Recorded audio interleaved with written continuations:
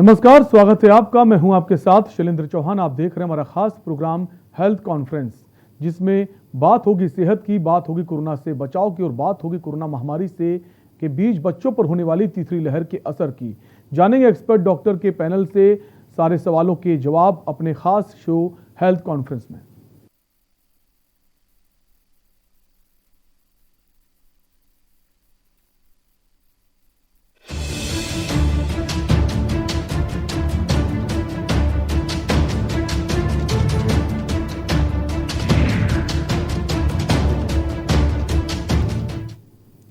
देश में corona virus के संक्रमण की दूसरी लहर का कहर अभी भी जारी है। बीते 1.5 साल में लहर चाहे पहली हो या दूसरी, महाराष्ट्र में अब तक सबसे अधिक भयावह स्थिति देखने को मिली है।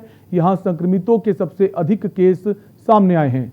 साथ ही इस महामारी से मरने वालों का आंकड़ा भी महाराष्ट्र में सबसे अधिक है। वहीं आशंका जताई जा रही थी कि कोरोना वायरस की तीसरी लहर भी देश में कभी भी आ सकती है, लेकिन अब यह आशंका हकीकत का रूप ले चुकी है। महाराष्ट्र के अहमदनगर जिले से बच्चों के कोरोना संक्रमित होने के जो आंकड़े सामने आए हैं वे डराने वाले हैं। महाराष्ट्र सरकार की ओर से कोरोना वायरस संक्रमितों के जिलेवार जारी आंकड़ों पर गौर करें तो सिर्फ अहमदनगर जिले में मई महीने में करीब 8,000 बच्चे कोरोना वायरस से संक्रमित हुए हैं। तो यूपी के मिर्जापुर में 5 साल के बच्चे की मौत हो गई। बच्चे का बीएचयू में इलाज हो रहा था। राजस्थान की अगर बात करें तो वहां 2 जिलों में कोरोना से बच्चों के संक्रमित होने की बात सामने आई। यहां दौसा और सीकर में पिछले 22 दिनों में 300 से अधिक बच्चे कोरोना संक्रमित पाए गए हैं। वहीं 83 दिनों में 1,757 बच्चे कोरोना संक्रमित पाए गए। वहीं अगर मध्य प्रदेश की बात करें तो सागर जिले में 30 दिन में 302 बच्चे कोरोना संक्रमित पाए गए थे। उत्तराखंड में 20 दिनों में 2,044 बच्चे कोरोना के शिकार हुए हैं। हालांकि इनमें से लगभग सभी बच्चों को इलाज के बाद ठीक कर दिया गया। हालांकि कुछ जगहों पर कोरोना संक्रमण से बच्चों की मौत भी हुई। अगर आपका बच्चा कोरोना संक्रमित है तो उसे शुरुआती दिनों में सांस लेने में दिक्कतों का सामना करना पड़ सकता है। अगर बच्चे को तेज बुखार, खांसी, पेट दर्द, नाक बहना, थकान, दस्त की समस्या हो तो सावधान हो जाएं और किसी अच्छे डॉक्टर से मिलकर इस बारे में बात करें और पता करें कि क्या बच्चा कोरोना संक्रमित है या नहीं। ऐसी अवस्था में बच्चे का टेस्ट जरूर कराएं। बच्चों में कोरोना संक्रमण की आहट से लोग परेशान हो रहे हैं। लोगों के मन में बच्चों को लेकर कई सारे सवाल खड़े हो रहे हैं। बच्चों में कोरोना से जुड़े सवालों के जवाब हम जानेंगे, लेकिन उससे पहले एक बड़ी खबर दिल्ली से आ रही है। 5G नेटवर्क के खिलाफ दिल्ली हाई कोर्ट में याचिका दर्ज की गई है। एक्ट्रेस जूही चावला ने 5G के खिलाफ रेडिएशन से इंसानों को बहुत नुकसान पहुंचेगा, 5G धरती के इकोसिस्टम को खतरा पैदा करेगा। तो बॉलीवुड एक्ट्रेस जूही चावला ने याचिका दाखिल की है दिल्ली हाई कोर्ट में। 5G नेटवर्क के खिलाफ एक्ट्रेस जूही चावला ने याचिका दाखिल की है। 5G रेडिएशन से इंसानों को बहुत नुकसान पहुंचेगा, 5G धरती के इकोसिस्टम को खतरा पैदा करेगा, ऐसा कहना है बॉलीवुड एक्ट्रेस जूही चावला का, जिसको लेकर उन्होंने दिल्ली हाई कोर्ट में ये याचिका दाखिल की है।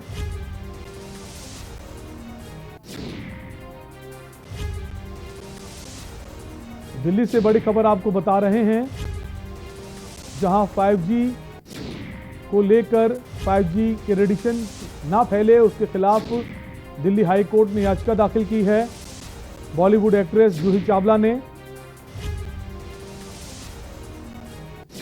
5G रेडिएशन से इंसानों को बहुत नुकसान पहुंचेगा, ये कहना है बॉलीवुड एक्ट्रेस जूही चावला का। साथ ही साथ ये धरती के इकोसिस्टम को खतरा पहुंचा सकता है, जिसको लेकर दिल्ली हाई कोर्ट में याचिका दाखिल की गई है।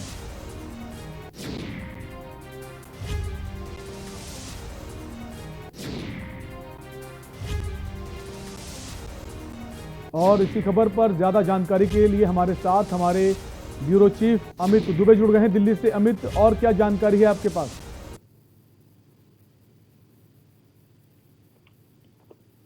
अमित, आपको हमारी आवाज आ रही है?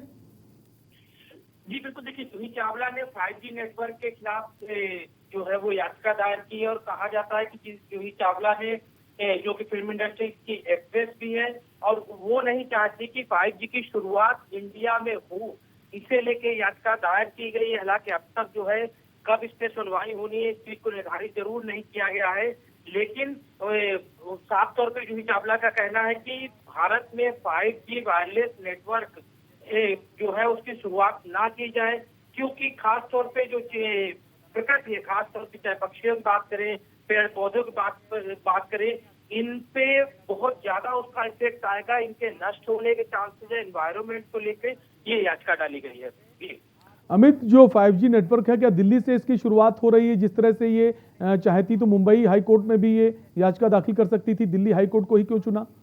क्योंकि पूरे इंडिया में 5G का ट्रायल जो है वो शुरू होना है, खासतौर पे भारत सरकार भी चाहती है कि जल्द से जल्द 5G का नेटवर्क आए, लेकिन खास तौर पे जिस तरह से नेटवर्किंग से रेडिएशन बढ़ता है, उस रेडिएशन को देखते हुए ये याचिका डाली गई है। और खासतौर अब तक इंडिया में 4G नेटवर्क अवेलेबल है, 5G कुछ जगह पे ट्रायल चल रहा है और ऐसे में शुक्रिया अमित, हमसे जुड़ने के लिए, तमाम जानकारी साझा करने के लिए। तो दिल्ली से बड़ी खबर आपको बता रहे हैं, बॉलीवुड एक्ट्रेस जूही चावला ने 5G नेटवर्क के खिलाफ दिल्ली हाई कोर्ट में याचिका दाखिल की है।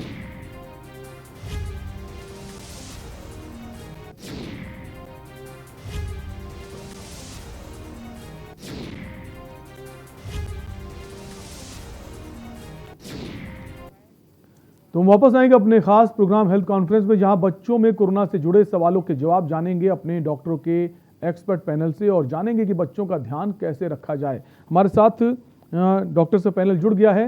डॉक्टर रश्मि कपूर हैं, वरिष्ठ बाल रोग विशेषज्ञ हैं, तमाम सारी उपाधियां इनको मिली हैं, तमाम सारी रिसर्च की है। मैम, बहुत बहुत स्वागत है आपका। साथ ही साथ हमारे साथ डॉक्टर राकेश हैं, बाल रोग विशेषज्ञ हैं। सर, आपका भी स्वागत है। सबसे पहले डॉक्टर रश्मि जी, आपके पास आऊँगा। जिस तरह से अब महाराष्ट्र में मामले देखे गए, बहुत सारे बच्चे जो हैं उनको कोरोना संक्रमण के दायरे में आए हैं। इसके पहले भी राजस्थान से खबरें आई थी। तो क्या आप ये मान के चलें कि जो थर्ड वेव है वो कभी भी आ सकती है, या फिर उसका जो शुरुआत है उसकी हो चुकी है?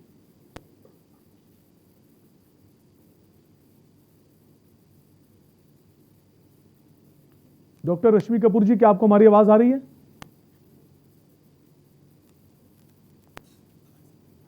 तो वापस आएंगे डॉक्टर रश्मि जी के पास। तो जिस तरह से बच्चों में कोरोना संक्रमण के मामले लगातार बढ़ते जा रहे हैं, पहले राजस्थान, उत्तराखंड और अब महाराष्ट्र से जो खबरें आई हैं, तमाम सारे बच्चों में कोरोना संक्रमण पाया गया है। और जिस तरह से एक्सपर्ट्स बता रहे थे कि थर्ड वेव अक्टूबर नवंबर में आएगी, उसको लेकर भी अब संशय की स्थिति है कि वो क्या आ गई है या फिर कभी भी आ सकती है। हमारे साथ डॉक्टर राकेश हैं, बाल रोग विशेषज्ञ हैं। सर, आपके पास आएंगे। सर, जिस तरह से जो खबरें आ रही हैं कि महाराष्ट्र में बच्चे जो हैं, कई सारे बच्चों की संख्या सामने आई है कोरोना संक्रमित, तो क्या अब ये लग रहा है कि जो थर्ड वेव है वो आ चुकी है? Good evening everyone. जैसा कि अभी कई स्टेट्स में खबर आ रही है कि चिल्ड्रंस में केसेस रिपोर्टेड पहले की अपेक्षा इंक्रीज हो रहे हैं, तो वैसा थर्ड वेव ऐसा तो एग्जैक्ट पता नहीं है कि थर्ड वेव आ रही है, लेकिन हाँ, ये दिल्ली के भी काफी हॉस्पिटल्स में देखा गया कि जो पोस्ट कोविड और कोविड वाले केसेस है वो इंक्रीजिंग है as of now comparison with the last second wave. तो we are reporting more cases daily on daily basis, and the complicated cases are also reported on a daily basis. Their numbers has been increased in recently now. So तो यही है मेरा कहना कि काफी state से देख रहे हैं हम, लगातार संख्या बढ़ रही है। और जो दिल्ली के भी मेजर हॉस्पिटल्स में देख सकते हैं आप कि केसेस दिनों दिन बढ़ रहे हैं। जो कोविड वाले केसेस हैं या पोस्ट कोविड वाले कॉम्प्लिकेशंस है, वो वाले केसेस भी ज्यादा से ज्यादा रिपोर्ट कर रहे हैं। तो ये तो फिलहाल टाइम ही बताएगा कि वो थर्ड वेव कब आती है, लेकिन हाँ कि हमें थोड़ा प्रिपेयर्डनेस करनी है गवर्नमेंट को हमें, क्योंकि यूके में भी देखा गया है कि early signs of third wave देखे जा रहे हैं, यूके में भी है। तो ऐसा है तो गवर्नमेंट से यही मेरी उम्मीद रहेगी गवर्नमेंट से कि वो पहले से जो सेकंड वे में जो कमियां रह गई थी, हमारी कुछ जो शॉर्टकमिंग्स रह गई थी, उस पे वो काम करे, अभी से प्रिपेयरनेस करे, क्योंकि अभी ये एग्जैक्टली पता नहीं है पूरी तरीके से कब आएगी, कैसे आएगी, कितनी गंभीर रहेगी। लेकिन हाँ, थोड़ी मान सकते हैं कि संभावना है कि आने वाली है कुछ महीनों में, तो हमें उसी के लिए थोड़ा प्रिपेयर्ड रहना पड़ेगा। बिल्कुल। डॉक्टर रश्मि कपूर जी हमारे साथ हैं। मैम, आपको आवाज आ रही हमारी? मैम, सवाल ये है कि क्या हेल्थ सेक्टर हमारा जो है वो पूरी तरह तैयार है? जिस तरह से खबरें आ रही हैं कि थर्ड वेव कभी भी आ सकती है, बच्चों में संक्रमण का दायरा बढ़ता जा रहा है और बच्चों के जो हॉस्पिटल्स हैं, जो उनके डॉक्टर्स हैं, जो उनके इक्विपमेंट्स हैं, उनकी भी बहुत कमी है हमारे देश में। देखिए, वो तो थर्ड वेव या सेकेंड वेव या फर्स्ट वेव, बच्चे तो सभी वेव्स में अफेक्टेड हुए थे। ऐसा नहीं है, सेकेंड वेव जब आई थी तो जितने घर में माँ बाप, दादी दादा, सारे लोग, जितने लोगों को कोविड हुआ था, घर में बच्चों को जरूर ही हुआ था। तो ये बात दूसरी है कि बच्चे क्योंकि एसिम्प्टोमेटिक होते हैं और बच्चों में माइल्ड एक दिन का फीवर आया, किसी में खांसी जुकाम हुआ, किसी में बस एक बार का लूज मोशन हुआ, तो उसमें बच्चों का टेस्ट नहीं कराया गया। इस वजह से लगा कि बच्चे शायद इफेक्टेड नहीं हुए हैं। बच्चे हर वेव में, फर्स्ट वेव में भी, सेकेंड वेव में भी इफेक्टेड हुए हैं डेफिनेटली, और थर्ड वेव भी आएगी तो भी बच्चे इफेक्टेड होंगे। हाँ, ये बात है कि बड़े, क्योंकि अधिकांश हमारे बड़े अब वैक्सीनेट हो रहे हैं और हमारी सरकार द्वारा बहुत अच्छा एक वैक्सीनेशन का अभियान जो चलाया जा रहा है, उससे सारे 18 साल के ऊपर के जितने भी लोग हैं, जितनी जनता है, वो वैक्सीनेट हो रही है। तो अब क्योंकि बच्चों को वैक्सीनेशन नहीं हुआ, तो अब कॉन्सेंट्रेटेड हमको शायद बच्चे ही दिखेंगे जिनमें कोरोना का इन्फेक्शन होगा। पर जैसा कि कहा गया है पहले भी और अब भी कहा जा रहा है, बच्चों में जो कोरोना का इन्फेक्शन होता है वो इतना सीवियर नहीं होता जितना कि वयस्कों में होता है और एडल्ट्स में और ओल्ड एज में होता है। और ये बच्चे जो है ज्यादातर एसिम्प्टोमेटिक होते हैं या माइल्ड सिम्टम्स होता है। 1 या 2 या 3% बच्चों को आईसीयू की जरूरत होती है अक्यूट कोरोना में। पर हाँ, ये जरूर है कि कोरोना इन्फेक्शन के बाद, जैसे हम लोगों ने भी इस बार सेकेंड वेव के बाद और फर्स्ट वेव के बाद हमने पोस्ट कोविड कोरोना सिंड्रोम, जिसको MISC बोलते हैं, उसके बहुत सारे बच्चे देखे। ये फर्स्ट वेव की जो पीक आई थी वो अराउंड अगस्त एंड सितंबर में आई थी। तो हम लोगों ने, जैसे उत्तर प्रदेश में ये था, तो हम लोगों ने MISC, जिसको मल्टी सिस्टम इन्फ्लेमेटरी सिंड्रोम बोलते हैं, उसके केसेस हम लोगों ने अक्टूबर ऑनवर्ड्स देखना शुरू करे थे। अक्टूबर में एकदम बहुत सारे थे, फिर धीरे धीरे ट्रिकल करके नवंबर, दिसंबर, जनवरी, फरवरी तक आए, मार्च तक आए, और उसके बाद जब अप्रैल में दूसरा पीक आया, तो उसके साथ ही जब कोविड का इन्फेक्शन ठीक हुआ होगा, उन बच्चों में हम लोगों को MISC के सिम्टम्स देखने को मिले। तो अब की बारी हम लोगों के पास मई में बहुत सारे ऐसे बच्चे आए थे जिनमें MISC था। तो MISC जो कोरोना का अक्यूट इन्फेक्शन है, उससे ज्यादा सिवियर और जानलेवा MISC हो सकता है। तो MISC के सिम्टम्स होते हैं आंखों का लाली आना, लगातार बुखार होना, लूज मोशंस होना और पेट में दर्द होना, सर में बहुत भयंकर दर्द होना, कभी कभी झटके भी आ सकते हैं, किसी को लकवा भी मार सकता है, और सुस्ती आना बच्चे का। ये सारे सिम्टम्स एंड साइंस हैं जो कि पेरेंट्स को हमेशा ध्यान रखना चाहिए कि अगर ऐसा कोई भी सिम्टम आता है तो बच्चों के डॉक्टर को जरूर दिखाएं। हमारी गवर्नमेंट बहुत प्रयास करके उसने अब पूरा, अभी तक हमारे हेल्थ केयर में बच्चों की सघन चिकित्सा के में इतना जोर नहीं दिया जाता था, पर इस लहर को लेकर के सभी लोग बहुत ज्यादा रेडी है और हमारी सरकार इसका पूरा वो कर रही है कि बच्चों के, छोटे बच्चों का सघन चिकित्सा, जैसे कि PICU बोलते हैं, वो हर जिले में हो। तो ये तैयारियां पूरी है एंड मोस्ट प्रोबेबली जो कोरोना, अक्यूट कोरोना इन्फेक्शन है, वो बच्चों में इतना ज्यादा ICU के एडमिशंस उसके नहीं होंगे जितने कि पोस्ट कोविड, जो कि अभी भी हो रहे हैं और तब भी होंगे। तो बिल्कुल लाइटली नहीं लेना चाहिए अगर बच्चों में सिम्टम्स नजर आए। आप बने रहिए हमारे साथ दोनों लोग। एक बड़ी खबर दिल्ली से इस वक्त आ रही है। दिल्ली से बड़ी खबर आ रही है कि देश में जल्द आएगी फाइजर मॉडर्ना की कोरोना वैक्सीन। विदेशी वैक्सीन का भारत में आने का रास्ता साफ हो गया है। दवा निर्माता कंपनी ने कहा सरकार के साथ संपर्क में है। फाइजर और मॉडर्ना से लोकल ट्रायल कराने की शर्तों को हटाया गया है। तो देश में जल्द आएगी फाइजर मॉडर्ना की कोरोना वैक्सीन। विदेशी वैक्सीन का भारत में आने का रास्ता अब साफ हो गया है। काफी दिनों से सरकार इस पर चर्चा कर रही थी, जो कंपनीज हैं उनसे बातचीत हो रही थी और अब दवा निर्माता कंपनी ने कहा है सरकार के साथ फाइजर और मॉडर्ना से लोकल ट्रायल कराने की जो शर्तें थी वो हट गई हैं। तो एक बड़ी राहत भरी खबर आ रही वैक्सीनेशन को लेकर। जो वैक्सीन की कमी थी शायद अब इनके आने से उस वैक्सीन की कमी को पूरा किया जा सकेगा। तो बड़ी खबर दिल्ली से इस वक्त आ रही है। दवा निर्माता कंपनी ने कहा है फाइजर और मॉडर्ना से लोकल ट्रायल कराने की शर्तें हटाई गई हैं।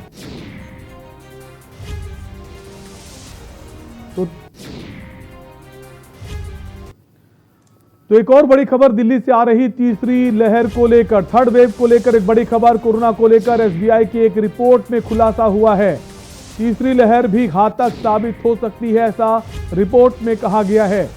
तीसरी लहर का असर 98 दिन रह सकता है। तीसरी लहर बच्चों के लिए सबसे ज्यादा खतरनाक होगी। तो बड़ी खबर इस वक्त दिल्ली से कोरोना को लेकर एसबीआई की एक रिपोर्ट में खुलासा हुआ है। तीसरी लहर भी घातक साबित हो सकती है, ऐसा रिपोर्ट में कहा गया है। तीसरी लहर का जो असर है वो 98 दिन तक रह सकता है।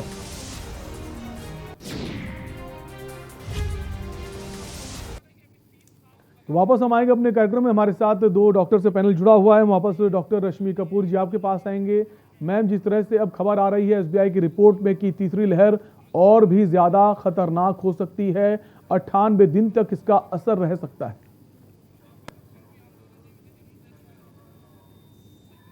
डॉक्टर रश्मि जी आपके पास आपसे सवाल है हमारा। जो रिपोर्ट्स अभी आई बड़ी खबर की एसबीआई के हवाले से, उस रिपोर्ट में यह कहा गया है कि जो तीसरी वेव है वो और भी ज्यादा खतरनाक हो सकती है। 98 दिन तक इसका असर बच्चों में रह सकता है और बच्चों के लिए खासकर बहुत खतरनाक है।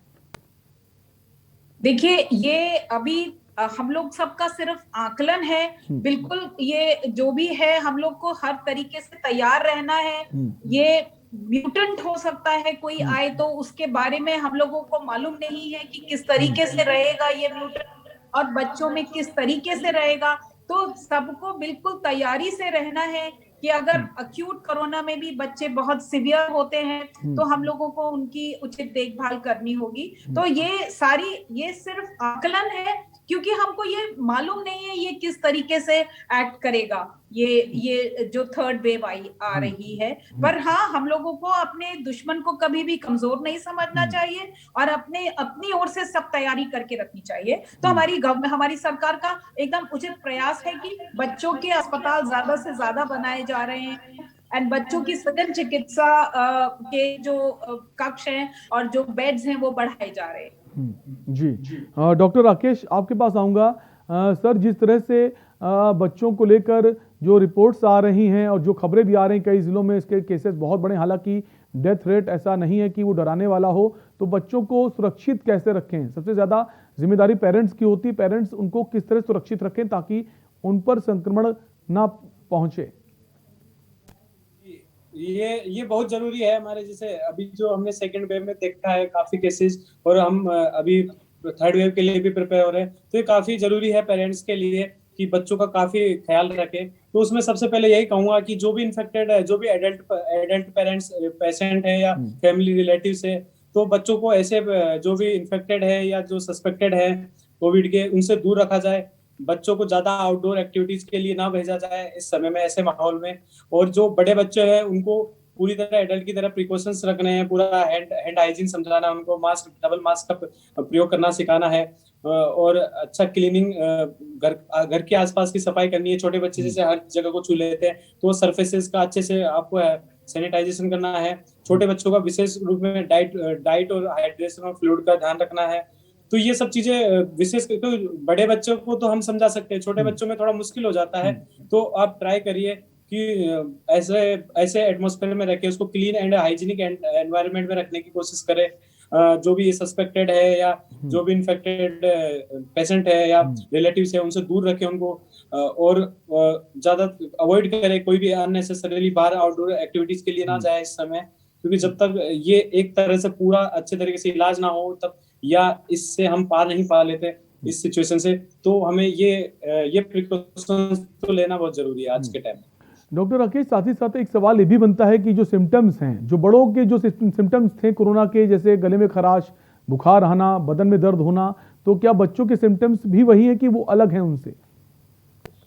जी, जैसा कि बच्चों में हमेशा, जैसे हम न्यूनेट्स वाले होते हैं या पीडियाट्रिशियन होते हैं जो भी, तो छोटे बच्चों में क्या होता है कि एक्चुअली वो एक तरह से पूरे सिम्टम्स नहीं बता पाते अपने। बड़े बच्चे होते हैं जो 10-12 साल से ऊपर है, वो तो एक तरह से आपको पूरे सिम्टम भी बता देंगे, लेकिन छोटे बच्चों में पीडियाट्रिशियन के लिए हमेशा यही प्रॉब्लम रहती है कि बच्चा हर चीज नहीं बता पाता अपने मुंह से, तो हमें कई चीजें उसको देख के, उसकी एक्टिविटी देख के उसको जज करना पड़ता है, हमें कई उसके वाइटल्स देख के हमें उसको जज करना पड़ता है। तो बेसिकली जो मैम ने अभी डिस्कस किया है MISC में, जो हमने काफी केसेस रिपोर्ट देखने को मिल रहे हैं, तो उसमें मेजर सिम्टम्स में यही है, डायरिया, एब्डोमिनल पेन, उसके साथ आता है रेस्पिरेटरी, थोड़ा ब्रीथिंग डिफिकल्टी के साथ आ सकता है, उसको हाइपोटेंशन, बीपी, लो बीपी के साथ आ सकता है बच्चा हमारे साथ, हमारे पास में हेडेक की शिकायत लेके आ सकता है, कंजक्टिवाइटिस की लेके आ सकता है, और सीजर भी आ जाते हैं किस केसेस में, कईयों में कार्डियक पाल्पिटेशंस भी हो जाता है, इंक्रीज कार्डियक रेट भी इससे भी साथ। तो ये चीजें हमें मॉनिटर करके, कई बार जैसे बच्चे बता नहीं पाएंगे छोटे बच्चों,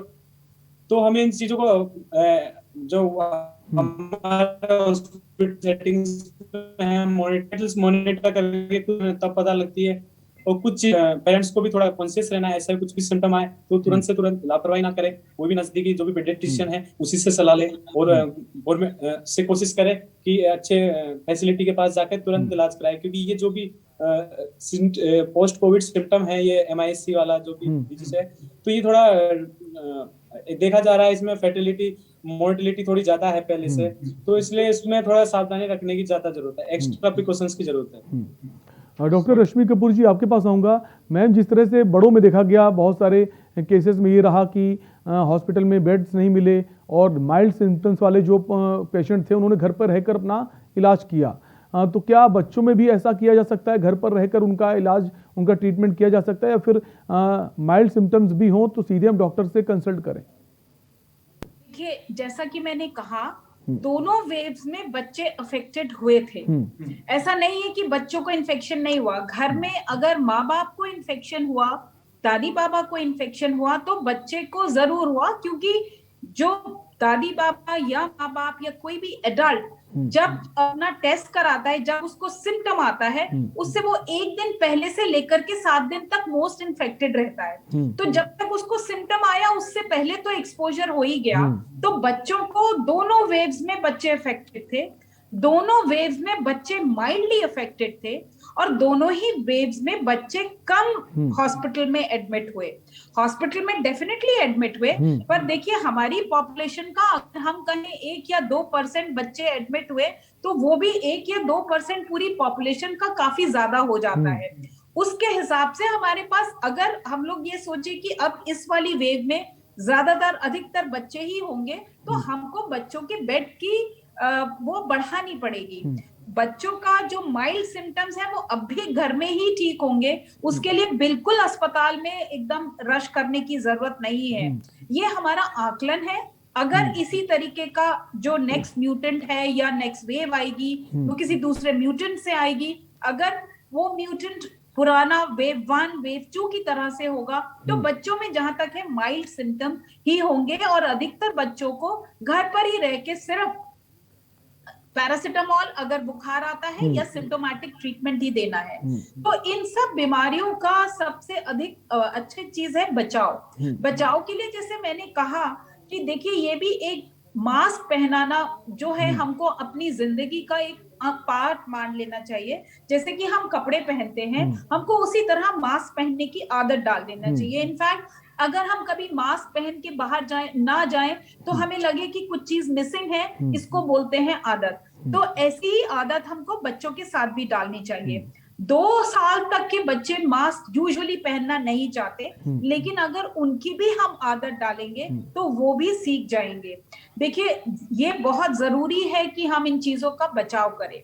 इसके साथ साथ ये भी बहुत जरूरी है कि हम अन्य बीमारियों को अनदेखा ना करें। इसलिए अगर बच्चे ये सोच के माँ बाप बच्चों को बाहर ना निकालें और उनके वैक्सीनेशन ना कराएं तो ये भी गलत चीज है।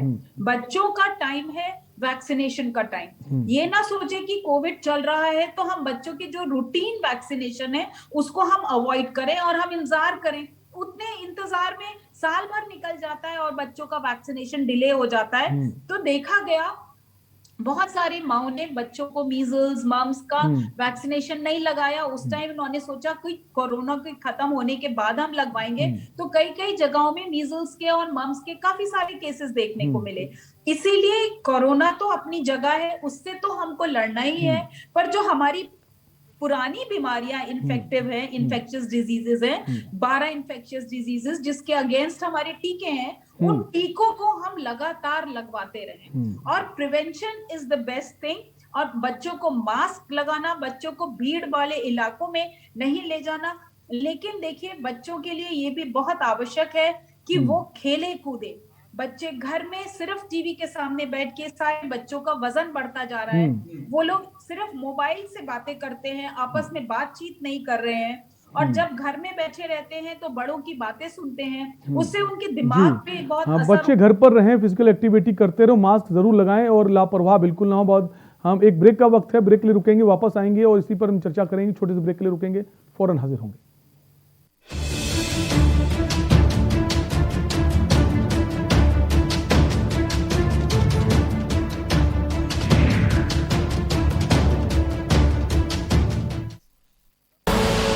आप देख रहे हैं के न्यूज, खबरों का सारथी।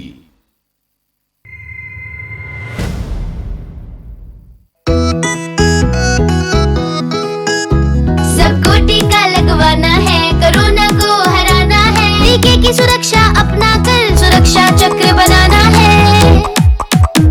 18 साल की उम्र हो, युवा हो या बुजुर्ग हो, एक पल भी सोचे बिना ये मौका नहीं गवाना है। सबको टीका लगवाना है, कोरोना को हराना है।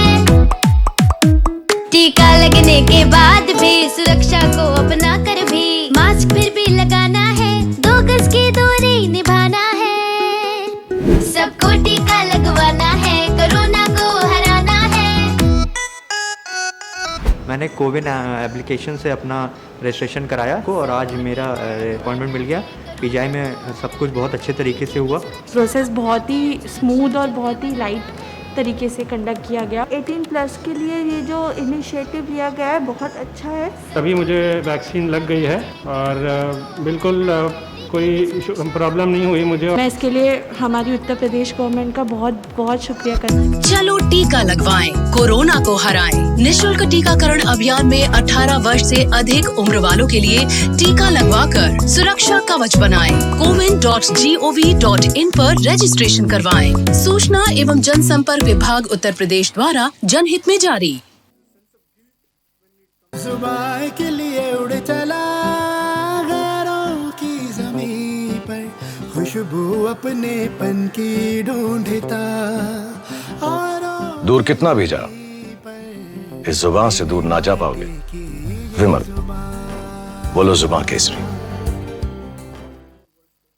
Online admissions in CMS for 2021-22 are open at school's website www.cmseducation.org.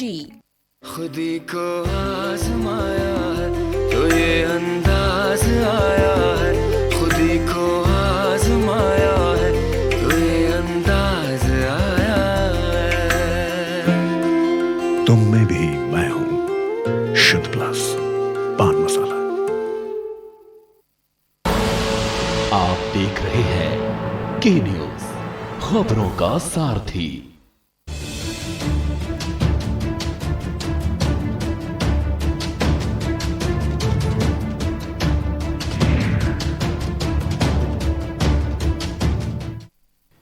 Break के बाद आपका स्वागत है। आप देख रहे हैं हेल्थ कॉन्फ्रेंस, जहां हम लगातार बात कर रहे हैं बच्चों में जिस तरह से संक्रमण फैलता जा रहा है। देश के कई राज्यों में कई सारे बच्चे संक्रमित हुए हैं। अगर बात करें उत्तराखंड की, उसके बाद राजस्थान में, उसके बाद अब ये महाराष्ट्र में भी कई सारे आंकड़े हैं जो डराने वाले। हालांकि बच्चों की जो डेथ रेट है वो बहुत कम है, लेकिन फिर भी हमें कितना सावधान रहना है, हम लगातार इस पर बात कर रहे हैं। हमारे साथ डॉक्टर से पैनल जुड़ा हुआ है और लगातार हमारे जो नंबर्स हैं, फ़ोन नंबर्स, वो आपके टीवी स्क्रीन पर फ्लैश हो रहे हैं। आप इन नंबर्स पर कॉल कर सकते हैं और अपने सवाल पूछ सकते हैं। हमारे साथ दोनों ही डॉक्टर्स बने हुए हैं। डॉक्टर राकेश, आपके पास आऊँगा।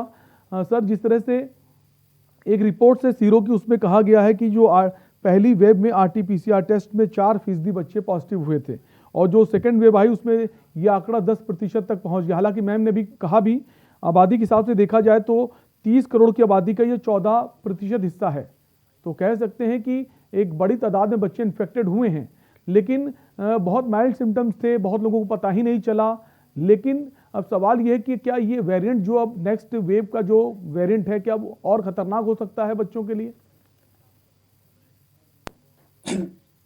जैसा कि मैम ने बताया था आपको कि इन्फेक्टेड तो बच्चे हर वेव में हो रहे हैं। जैसे फर्स्ट वेव में तो इतना बच्चों को किसी ने मॉनिटर भी नहीं किया, सबका ध्यान एडल्ट में था और उस टाइम एडल्ट की ही ज्यादा वो डेथ भी हो रही थी, मॉर्बिडिटी भी हो रही थी, तो सबका फोकस उसी पे था। तो बच्चों का फोकस उस पे रहा नहीं था, तो इतना टेस्टिंग हुई भी नहीं। जो एडमिटेड होते थे हमारे हॉस्पिटल्स पे, हम उन्हीं का टेस्ट कराते थे, क्योंकि इतना कोई सिम्टम्स के साथ बच्चे आते नहीं थे और किसी परेशानी के साथ आते थे बच्चे, तो हम उसमें टेस्ट कराते थे। तब हमें वो जो पॉजिटिविटी जो वो है वो इंडिकेट कर रही थी, क्योंकि लोग इतने ज्यादा लोगों ने कराया नहीं जो भी हॉस्पिटल में आते थे दूसरी चीजों के लिए, उन्हीं का हम डाटा बता पाए थे जो भी फर्स्ट वेव में।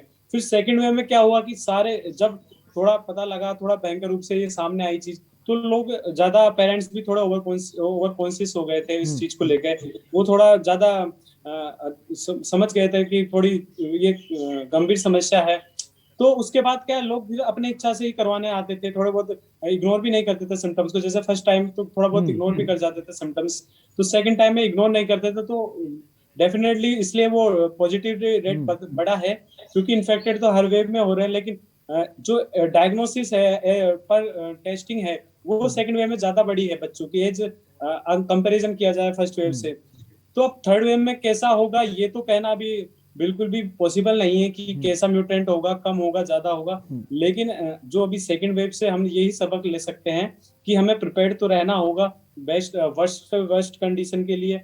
जो हॉस्पिटल्स बेड्स है चिल्ड्रंस के लिए वो ज्यादा से ज्यादा अवेलेबल कराने पड़ेंगे। जो PICU बेड्स हैं, क्योंकि जो पोस्ट कोविड जो भी सिम्टोम देखा जा रहा है वो उसमें PICU की ज्यादा आवश्यकता पड़ रही है, सेकंड वेव में देखा गया है।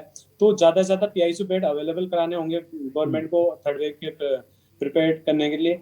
और यही चीजें रहेगी थर्ड वेव में भी। अब वो कौन सा म्यूटेंट होगा, कौन सा वेरिएंट होगा, वो तो अभी एकदम से नहीं बोला जा सकता, लेकिन हाँ प्रिपेयर तो रहना होगा, क्योंकि सेकंड वेव से हमें काफी कुछ चीजें सीखने को मिली है, काफी कुछ हमारी शॉर्टकमिंग्स निकल के आई है, हमारी कमियां निकल के आई है, तो वो तो हमें पूरी करनी ही होगी थर्ड वेव के लिए। बिल्कुल।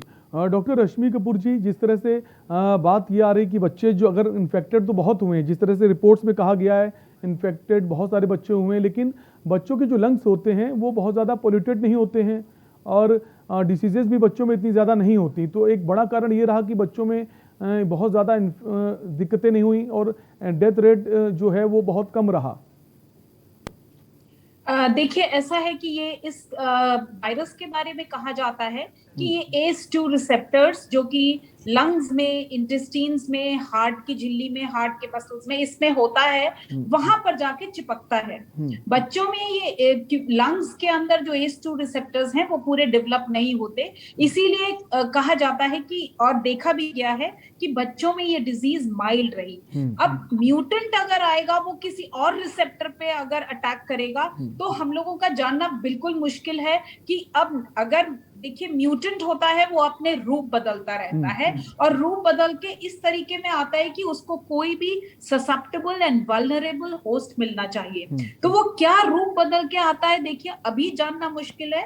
अगर जैसे हमारी जो थर्ड लहर अब आ रही है तो उसमें जो हम बच्चों के टेस्ट करा रहे हैं तो अगर उसकी जीनोमिक सीक्वेंसिंग हो जाए उससे हम लोगों को बहुत मदद मिलेगी कि ये कौन सा वेरिएंट है और किस तरीके के, जैसे महाराष्ट्र में आ रहे हैं अब थर्ड वेव में बच्चे, तो अगर उस वायरस के म्यूटेंट का पता चल जाए और किस तरीके से वो बच्चों को इफेक्ट कर रहा है वो पता चल जाए तो उससे पूरे देश में, क्योंकि लहर एक साथ पूरे देश में नहीं आई, जैसे फर्स्ट वेव भी थी, पहले मुंबई, पहले केरला में आई, फिर मुंबई, फिर दिल्ली, फिर उत्तर प्रदेश में आई, इस तरीके से धीरे धीरे आई और सेकेंड वेव भी ऐसे ही आई।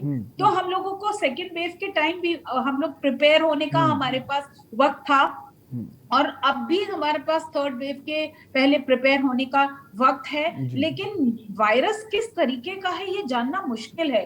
तो वैक्सीनेटेड लोग जितने भी हैं, अगर हमारे बच्चों के माँ बाप वैक्सीनेटेड होंगे तो बच्चों को वो वायरस मिलेगा कहाँ से? अगर घर के सब लोग वैक्सीनेट हो गए, बच्चे घर के बाहर नहीं जाएंगे तो मुश्किल है, कम होगा। बिल्कुल, वैक्सीनेशन जितना ज्यादा मैम होगा उतना ही राहत की बात होगी। कॉलर जुड़ गए हमारे साथ अजमेर से कैलाश अपना सवाल कीजिए। हेलो जी कैलाश जी, आप अपना सवाल कर सकते हैं। हाँ, मैं यूँ निवेदन करना चाह रहा हूँ कि जो बच्चों के लिए हमें आप ये जानकारी बताइए कि हम ऐसी कौन सी व्यवस्थाएं उनके लिए करें ताकि वो कोरोना उनको नहीं हो सके। हम चाहेंगे आप अपना सवाल फिर से करें। हम ये निवेदन करना चाह रहे हैं कि जो बच्चे हैं, आज हम बता रहे हैं 12 साल तक के छोटे बच्चों के सिस्टम वो पता नहीं पड़ता है, तो हमें ऐसी कौन सी व्यवस्था करनी चाहिए ताकि वो उनको कोरोना नहीं हो। बिल्कुल, आपके सवाल का जवाब हम लेंगे डॉक्टर रश्मि कपूर जी से। डॉक्टर रश्मि जी, इनका सवाल है कि जो 12 साल तक के बच्चे हैं वो उनके लिए क्या व्यवस्था करें घर पर कि उनको कोरोना इन्फेक्शन ना हो। सिर्फ यही कि आप लोग सब अपने आप को इंजेक्शंस लगवाइए। आप लोग सब कोरोना से बचेंगे तो आपके बच्चे भी कोरोना से बचेंगे। आप लोग खुद भीड़ भाड़ वाले इलाकों में, शादी ब्याह में, इन सब जगहों में नहीं जाएंगे तो आपको भी इन्फेक्शन नहीं लगेगा। और अगर आप वैक्सीनेटेड हैं तो अगर इन्फेक्शन होगा तो आपको माइल्ड होगा। तो पर पहली चीज है कि आपको अपने आप को बचाना चाहिए और बच्चों को भी आप भीड़ भाड़ वाले इलाकों में बिल्कुल ना जाने दें। स्कूल्स तो वैसे भी बंद ही है, ऑनलाइन क्लासेस, पर आप लोगों को ये इनकलकेट करना चाहिए कि बच्चे घर में किसी ना किसी तरीके की एक्सरसाइजेस जरूर करें और हेल्दी खाना खाएं। मास्क लगाने की आदत बहुत बहुत जरूरी है डालना, और हाथ धोने की, बार बार हाथ धोना और मास्क लगाना, यही 2 चीजें हैं। और भीड़ भाड़ वाले इलाकों में ना जाना, यही 3-4 चीजें हैं जो आपको और आपके बच्चे को कोरोना इन्फेक्शन से बचा सकती। बिल्कुल। डॉक्टर राकेश, आपसे जानना चाहूँगा, जिस तरह से अब जो भारत बायोटेक है उसने बच्चों की वैक्सीन का ट्रायल शुरू कर दिया है, तो अब ये कितने दिनों में ट्रायल पूरा होगा? लास्ट ट्रायल उनका चल रहा है, थर्ड ट्रायल, और कब वो बच्चों के लिए वैक्सीन उपलब्ध हो पाएगी और कितना समय लग जाएगा बच्चों के वैक्सीनेशन में? जी, अभी तो जैसा देख पा रहे हैं हम, अभी हमारी जो एडल्ट पॉपुलेशन है वही काफी बची है, अभी वो पूरी तरह से वही वैक्सीनेटेड नहीं हुई। पहले उनको मास लेवल पे उनको वैक्सीनेट करने की जरूरत है, उसके बाद ही हम बच्चों में कर पाएंगे, क्योंकि कहीं ना कहीं से तो इन्फेक्शन आता ही रहेगा, कम्युनिटी में स्प्रेड ही होता रहेगा। अगर सब लोग फुली वैक्सीनेटेड नहीं होंगे तो इस जो भी सर्किल है, इसको साइकिल को तोड़ना बहुत मुश्किल हो जाएगा। तो पहले तो गवर्नमेंट से यही अपील रहेगी कि वो मास वैक्सीनेशन करें, जल्दी से जल्दी जो हमारे टारगेटेड पॉपुलेशन है उसको ट्राई करें कि जल्दी से जल्दी वैक्सीनेट करें। उसके बाद जो हमारे सबसे पहले जो टीनेजर्स हैं, जो कई फॉरेन कंट्रीज में, अरब कंट्रीज में और यूरोपियन कंट्रीज में देखा जा रहा है, उन्होंने जो लेस देन 18 ईयर्स है उनको इंक्लूड कर दिया है 12 से लेकर 18 ईयर्स तक। तो उस ऐसे स्टेप बाय स्टेज गवर्नमेंट, जो हमारी गवर्नमेंट है, उसको भी ऐसे स्टेप बाय स्टेप इन्वॉल्व करना चाहिए, बच्चों को एनरोल करना चाहिए, ताकि धीरे धीरे हम एक मास लेवल पे सारा वैक्सीनेशन प्रोग्राम को सक्सेसफुली कैरी आउट कर सके। साथ ही साथ डॉक्टर राकेश, अब ये भी है कि जो कई सारे राज्य जो देश में हैं वो अनलॉक करना शुरू कर दिया है, जहाँ केसेस कम हो रहे हैं। अब बाज़ारों में क्राउड बहुत देखा जा रहा है। ऐसे में अगर हम घर के बाहर जाते हैं तो बच्चों को अगर हम बाहर ले जाएं तो किस तरह से क्या ख्याल रखें मास्क के अलावा, और कौन सी सावधानी जो बरतें ताकि जो इन्फेक्शन है वो बच्चों तक ना पहुंचे? जी, सबसे पहले तो जैसा मैम ने भी बताया, मैंने भी बताया पहले, सबसे पहले तो आपको सभी लोगों को ये ट्राई करना है कि अनअवॉइडेबल नहीं जाना है। अभी की जरूरत भी नहीं है, जब तक अभी पूरी तरह डिजीज खत्म नहीं हुई है, ये स्प्रेड इन्फेक्शन खत्म नहीं हुआ है, तो हमें जाना क्यों और बच्चों को क्यों ले जाना है?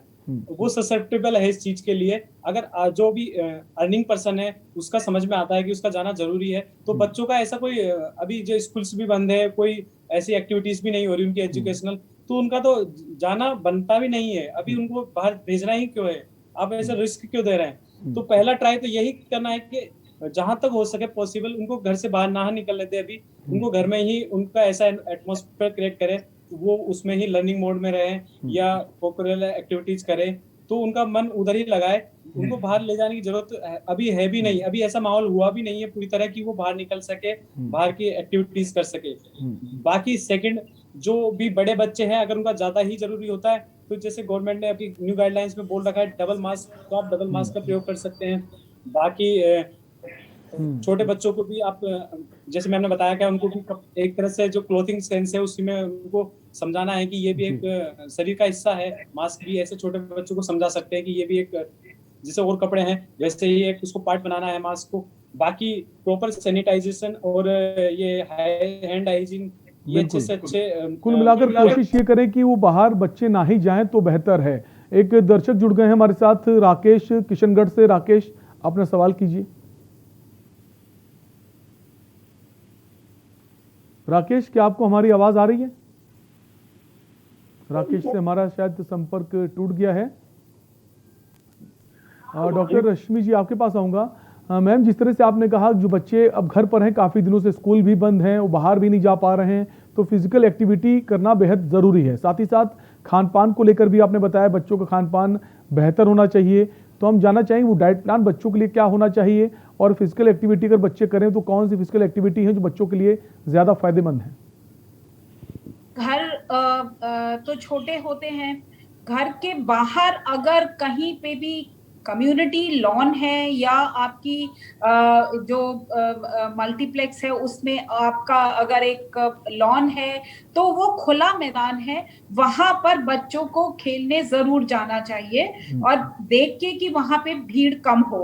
तो खुले मैदान में बच्चे अगर खुले में हवा पूरी रहती है तो कोरोना फैलने का रिस्क थोड़ा कम होता है। बच्चों को एक्सरसाइज बहुत जरूरी है और इंटरेक्शन बच्चों का दूसरों से बहुत ज्यादा जरूरी होता है अपने पीयर ग्रुप से।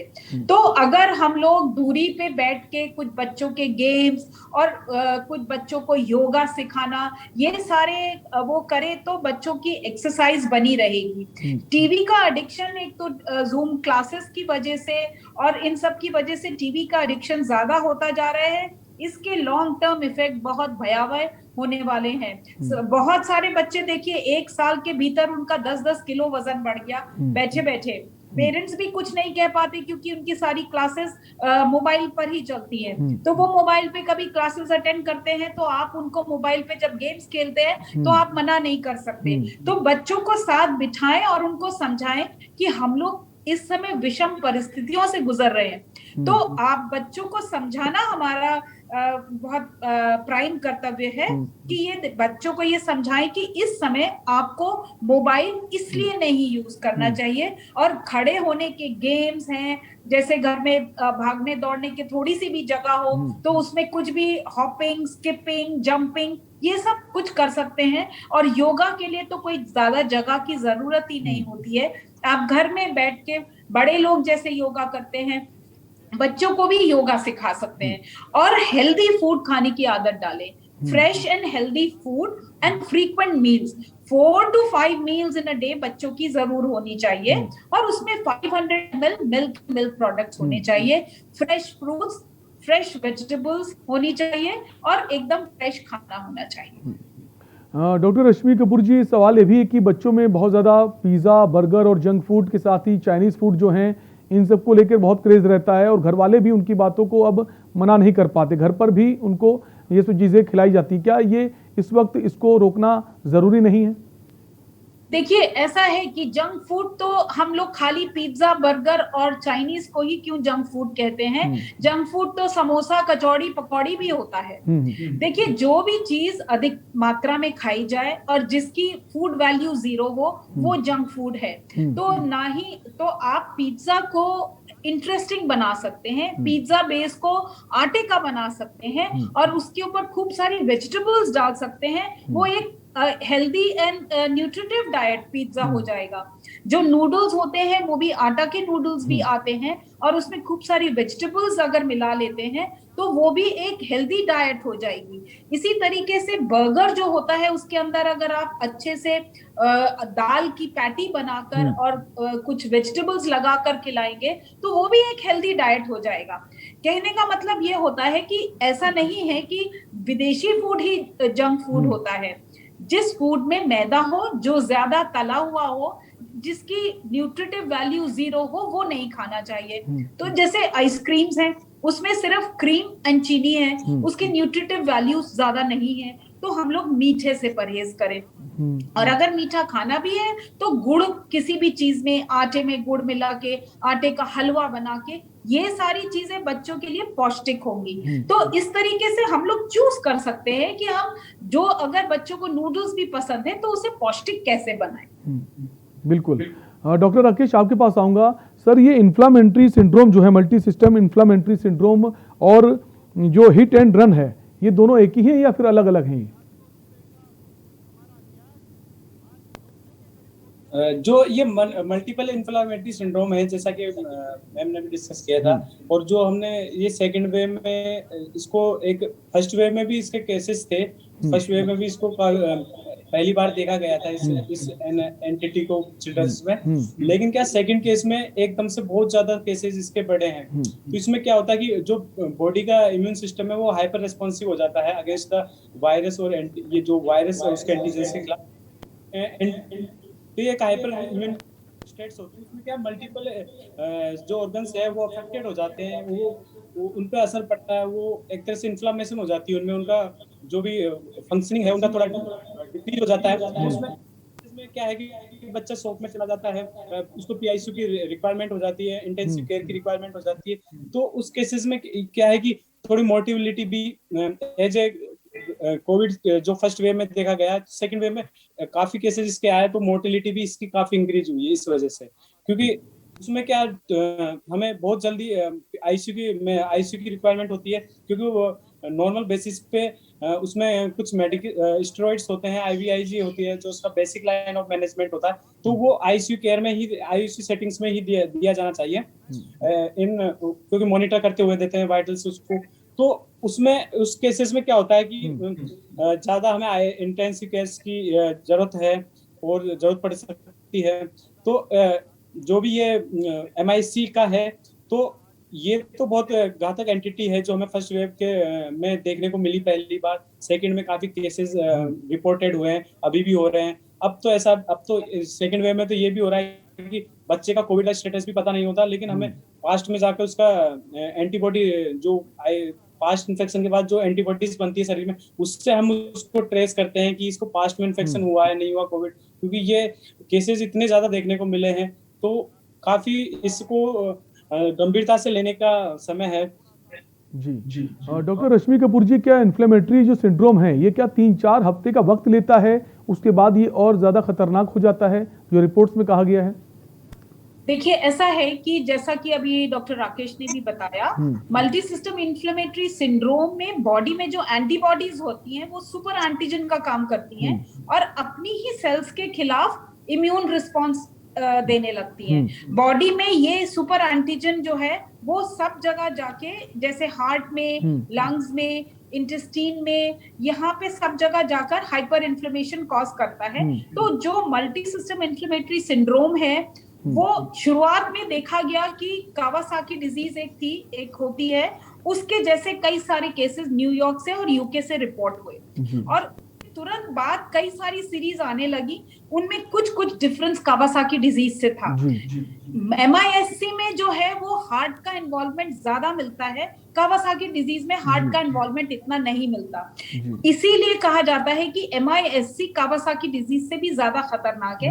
लेकिन अगर इसका समय रहते हम चिन्ह पहचान लें, जैसे आंख में लाली आना, शरीर में चकत्ते पड़ना, बुखार 3 दिन से ज्यादा रहना और बच्चे का सुस्त होना, दस्त आना, सर में दर्द होना, ये सारी चीजें बहुत सारे सिम्टम्स हैं। रहते हैं, सिम्टम्स पहचान लेते हैं तो कहीं हद तक बचाव किया जा सकता है। मैम बनी रही हमारे साथ, एक बड़ी खबर लखनऊ से आ रही है। बड़ी खबर लखनऊ से आ रही इस वक्त। कोरोना कर्फ्यू में छूट के दौरान लापरवाही से सीएम बेहद नाराज हुए हैं।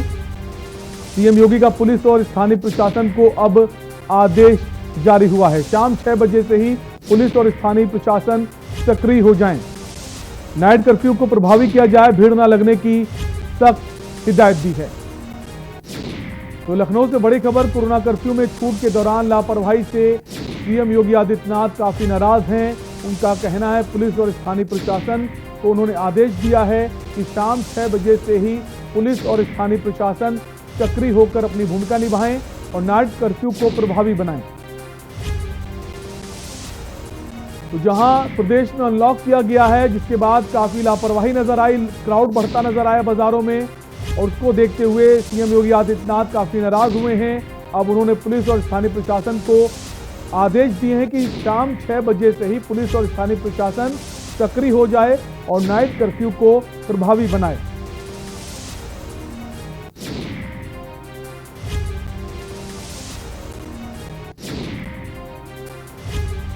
तो लखनऊ से बड़ी खबर, जहां यूपी में कई राज्यों को अनलॉक कर दिया गया है, कोरोना कर्फ्यू में छूट दी गई है।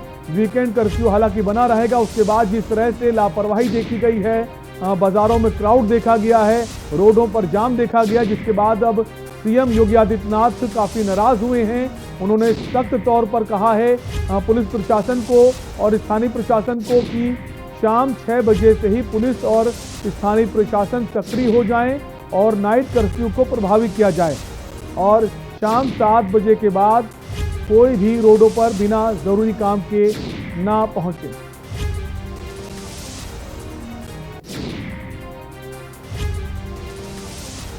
हम वापस आएंगे अपने कार्यक्रम में। हम हेल्थ कॉन्फ्रेंस में बात कर, हमारे साथ डॉक्टर्स का पैनल भी जुड़ा हुआ है। वापस डॉक्टर रश्मि कपूर जी आपके पास आएंगे। हम बात कर रहे थे मैडम इन्फ्लेमेटरी सिंड्रोम की, जिसको लेकर काफ़ी ज़्यादा सेकेंड वेव में देखा जा रहा है। इसका इलाज जो है काफ़ी महंगा है, ऐसा कहा जाता है मैम। जी, इसमें कुछ दवाइयां हैं जो काफी महंगी हैं, तो ये सत्य है कि इलाज महंगा है, लेकिन इलाज के बाद बच्चा बिल्कुल ठीक हो जाता है। समय पर इलाज मिल जाता है तो हार्ट का और ज्यादा अफेक्ट होना कम हो जाता है और हार्ट धीरे धीरे बिल्कुल ठीक हो जाता है। जी, तो सरकारी अस्पताल में अगर बात करें मैम, तो वहां पर इलाज इसका संभव है कि इसके लिए प्राइवेट हॉस्पिटल में ही जाना होगा? नहीं, सब जगह इलाज तो सब जगह है, प्राइवेट में भी है और सरकारी में भी है। इलाज तो सब जगह है इसका। तो जो लोग मैम बहुत ज्यादा खर्च नहीं कर सकते, अफोर्ड नहीं कर सकते खर्च इस इलाज का, उनके लिए क्या कुछ अल्टरनेट है? अस्पताल में सब इलाज है और पूरा इलाज मिलेगा सरकारी अस्पतालों में भी। तो मैम जी है वो एकदम सेट पैटर्न का इलाज है, सब जानते हैं और सब इलाज होता है। सरकारी अस्पतालों में बिल्कुल इलाज होता है इस बीमारी का।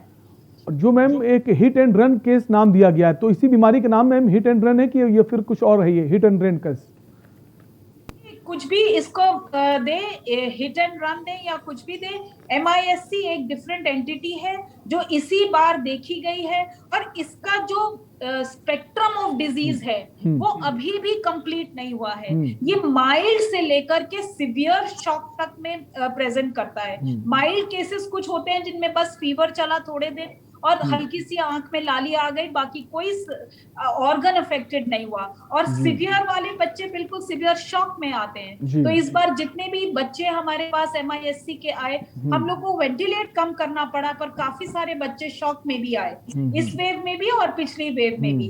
तो अगर इसका सही नाम ले तो ये MIS-C ही बोलना चाहिए, हिट एंड रन तो ये मेरे ख्याल से कोलोकियल लैंग्वेज में कुछ भी बोल दीजिए, पर अब MISC को MISC ही जाने तो बेहतर रहेगा। जी, MISC ही जाने और बच्चे का ख्याल पूरा रखें, पेरेंट्स वैक्सीनेशन जरूर कराएं, साथ ही साथ फिजिकल एक्टिविटी कराएं और मास्क जरूर पहने।